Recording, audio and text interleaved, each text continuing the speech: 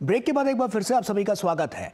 अफ्रीकी महाद्वीप का तीसरा सबसे बड़ा देश सूडान, जहां पर हिंसा जो है वो थमने की बजाय और तेज हो गई है। पिछले कुछ दिनों में राहत शिविर पर हुए आरएसएफ के हमलों में 300 से अधिक लोगों को अपने जान से हाथ धोना पड़ा।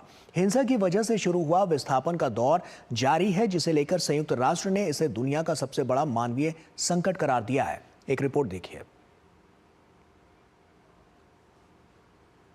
अफ्रीकी देश सूडान पिछले 2 साल से 2 शक्तिशाली जनरलों की राजनीतिक महत्वाकांक्षा की आग में झुलस रहा है। सेना प्रमुख अब्दुल फतह अल बुरहान और अर्धसैनिक बल आरएसएफ कमांडर मोहम्मद हमदान दगालो के बीच फंसे सूडान के नागरिक घुन की तरह पिस रहे हैं।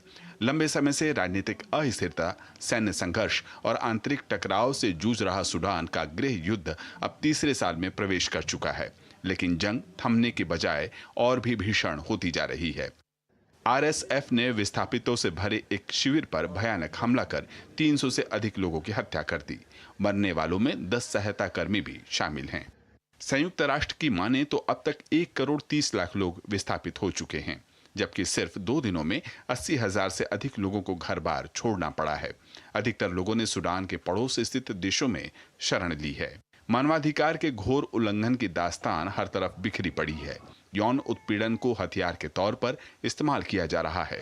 हालांकि जंग की दूसरी बरसी पर इसे रोकने के लिए लंदन में एक कोशिश जरूर हुई। अमेरिका, ब्रिटेन, सऊदी अरब समेत 14 देशों के विदेश मंत्रियों ने सम्मेलन में शिरकत की। हालांकि सूडान के किसी भी प्रतिनिधि ने इसमें हिस्सा नहीं लिया। सभी पक्षों ने एक सुर में सूडान के लिए सहायता बढ़ाने का संकल्प दोहराया।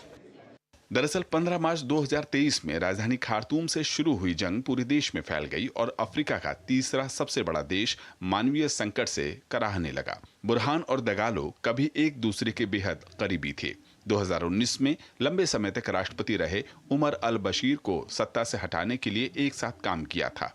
2021 में तख्ता पलट के बाद दोनों ने सत्ता भी साझा की, लेकिन संबंधों में तनाव तब आया जब सेना प्रमुख ने अर्धसैनिक बलों आरएसएफ के सेना में विलय की योजना बनाई। इसकी भनक मिलते ही आरएसएफ ने अपने लड़ाकों को खार्तूम की सड़कों पर उतार दिया। भीषण झड़प जंग में बदल गई। हालांकि सेना ने फिर से राजधानी पर कब्जा कर लिया। उत्तर और पूर्व में सेना का दबदबा है, जबकि आरएसएफ का दारफूर और अधिकांश दक्षिण के कुछ हिस्सों पर नियंत्रण है।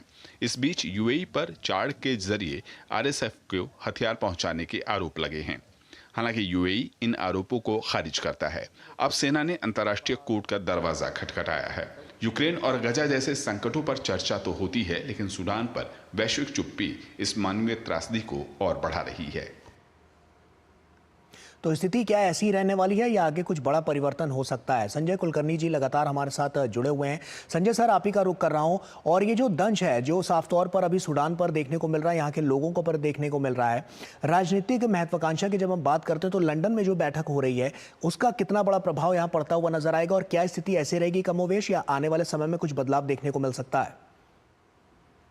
यहाँ पे एक बड़ी अजीब सी विडंबना है, क्योंकि गाजा पट्टी में जो हो रहा है और यूक्रेन में जो हो रहा है उससे देखते हुए यहाँ पर इतनी भयानक लोग मारे जा रहे हैं। खाने पीने की बुरा हाल है। उधर 5 करोड़ में से तकरीबन 1.5 करोड़ लोग वहां से बिल्कुल बेघर हो चुके हैं। 4 लाख से ज्यादा लोग मर चुके हैं। पर यहाँ पर कहीं ना कहीं ऐसे हो गया कि ये 2 बड़ी लड़ाइयों के बीच में ये यहाँ पे क्या हो रहा है, विश्व का ध्यान थोड़ा सा हट गया।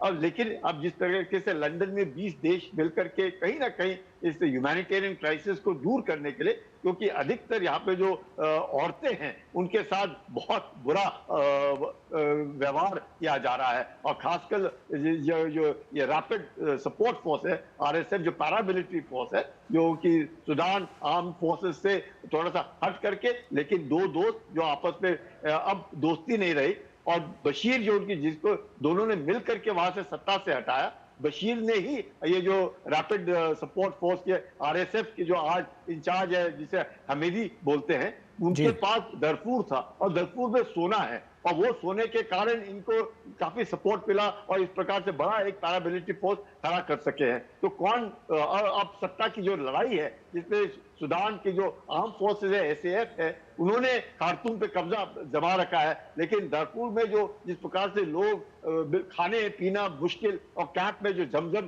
कैंप बोलते हैं वहां पे जितने तकरीबन वहां पे 4 लाख लोग थे वो सब बेघर हो गए हैं। तकरीबन इन्होंने 400 आदमी वहां मार दिए हैं, औरतों के साथ बलात्कार किया है। तो बहुत ही बुरा हाल है आज सूडान के हालत में। लेकिन मुझे आश्चर्य इस बात का होता है कि वो रेड सी के ऊपर है जहां पे हुदी जो है यमन में है, और वहां पर भी आप देख रहे हैं कि अमेरिका किस प्रकार से यमन के ऊपर हमला कर रहा है और हुदियों को वहां मार रहा है। उसी के साथ सट करके रेड सी के ऊपर ये सूडान है जिसके तकरीबन मैं कहूंगा कि 1.5 करोड़ के तकरीबन 41 लाख आदमी जो है देकर कोई इजिप्ट में है। बिल्कुल सर, ये आंकड़े और भी बढ़ते जा रहे हैं।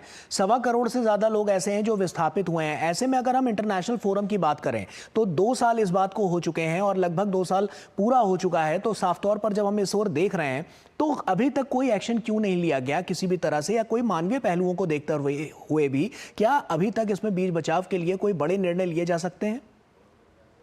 इसमें एक ये है कि यूएई जो है माना जाता है कि कहीं ना कहीं वो आरएसएफ को सपोर्ट कर रहा है। अमेरिका ने आरएसएफ के बरखिलाफ है, तो इधर और यूएई के संबंध यूएस के साथ अच्छे हैं। तो मुझे लगता है अब जब पहल की है 20 देशों ने मिल करके, उम्मीद की जा सकती है कि जिस प्रकार से जो एक वहां पे बुरा हाल है, फैमिन है, और ऐसे फैमिन कंडीशन में पानी नहीं, खाने को नहीं, बुरा हाल है। मुझे लगता है एक मानवीय सहायता जब जाएगी उधर, और इन दोनों जो दोस्त एक वक्त दोस्त थे, आज दोनों की महत्वाकांक्षा इतनी ज्यादा बढ़ गई है कि सत्ता वो सूडान में चाहते हैं। तो उम्मीद कर सकते हैं कि कहीं ना कहीं ये 20 देशों की जो पहल है, लड़ाई रुके ना रुके लेकिन लोगों को जो है राहत जरूर मिलेगी, और उस राहत में दोस्ती भी होगी, क्योंकि ये दोनों जो है एक बिल्कुल ही मैं कहूंगा कि ईस्टर्न प्रोविंस जो रेड सी है उसके साथ सूडान डिफेंस फोर्सेस है, और ये जो रैपिड सपोर्ट फोर्स है जो आरएसएफ है, जो पैरामिलिट्री फोर्स है,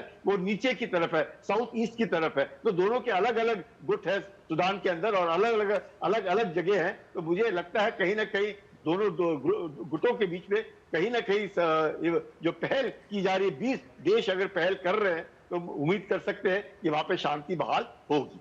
निश्चित तौर पर सर इस बात की उम्मीद लगाई जा सकती है कि आने वाले समय में वहां पर शांति बहाल हो और जो स्थितियां हैं वो एक बड़े बदलाव की ओर इशारा करें। बहुत बहुत शुक्रिया संजय सर आपका हमसे जुड़ने के लिए और तमाम बातचीत हर एक पहलुओं पर हमारे साथ